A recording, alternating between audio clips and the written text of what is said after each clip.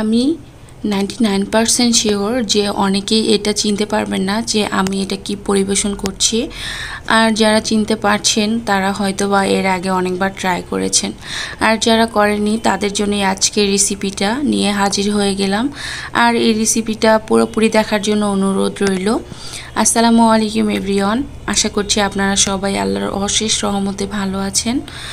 আমি প্রথমেই একটা প্যান নিয়ে নিয়েছি, আর এতে কিন্তু আমি ব্রয়লারের 1 পিস বুকের মাংস দিয়ে নিয়েছি। আর এর ভিতরে হলুদের গুঁড়া, মরিচের গুঁড়া, জিরা গুঁড়া আর হচ্ছে একটু আদা, রসুন আর পেঁয়াজ বাটা একসাথে ছিল। এখানে আপনারা চাইলে পেঁয়াজ বাটাটা নাও অ্যাড করতে পারেন।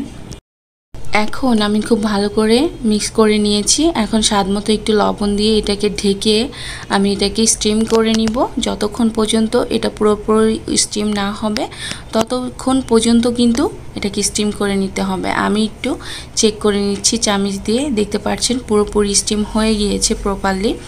এখন আমি একটা প্লেটে নিয়ে নিয়েছি আর হাত দিয়ে এইরকমভাবে ঝুরঝুরা করে নিচ্ছি। আপনারা চাইলে কিন্তু এই কাজটা কাঁটা চামচ দিয়েও করতে পারবেন।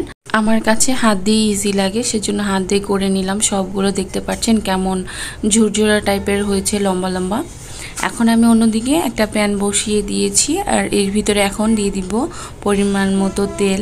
এখানে একটু তেলের পরিমাণটা বেশি লাগে, আর একটু পেঁয়াজটাও কিন্তু বেশি ব্যবহার করতে হয়। আমি এখানে 2 কাপ পরিমাণ পেঁয়াজ কুচি ব্যবহার করেছি আর কাঁচামরিচ ফালি। এটা আপনাদের ঝাল অনুযায়ী দিবেন, যে যেরকম পছন্দ করেন সেরকম। এখন একটু নরম হয়ে আসা পর্যন্ত ওয়েট করব। আর এর ভিতরে এখন আমি 4টা এলাচ, 4টা লং আর 2 টুকরা দারচিনি, তেজপাতা দিয়ে দিলাম।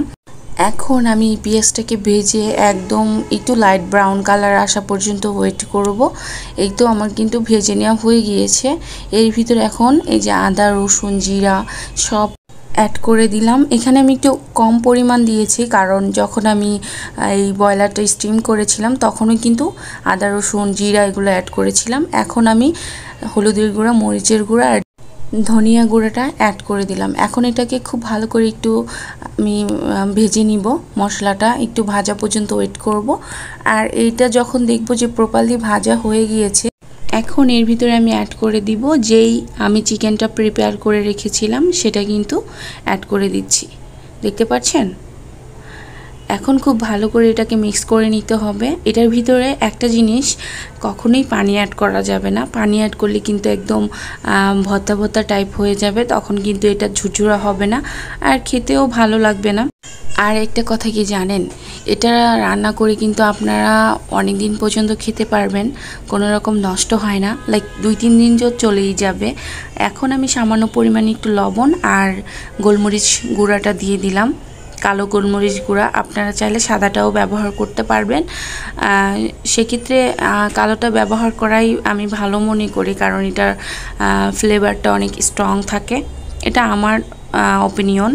আপনারা যে যেটা পছন্দ করেন সেটা অ্যাড করে নেবেন।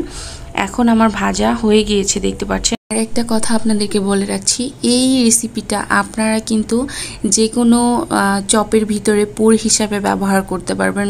অনেক সময় আমরা যে বানাই সেটাও কিন্তু এই পুরটা দিয়ে বানানো একদম ইজি হয়ে যাবে, আর খেতে কিন্তু অসম্ভব মজা হয়। আমি নিজেও ট্রাই করে দেখেছি। ইনশাল্লাহ আপনাদের সাথে নেক্সট কোনো ভিডিওতে সেটাও শেয়ার করে নিব। দেখতে পাচ্ছেন এটার লুকটা কত সুন্দর হয়েছে। আর এটা কিন্তু পরোটা, রুটি, পোলাও, আপনারা যে কোনো ডিশের সাথে এই ব্রয়লারের ঝুরঝুরা রেসিপিটা পরিবেশন করতে পারবেন। আশা করছি আজকের রেসিপিটা আপনাদের কাছে ভালো লেগেছে। আজকে এই পর্যন্তই। সবাই ভালো থাকবেন। আসসালামু আলাইকুম।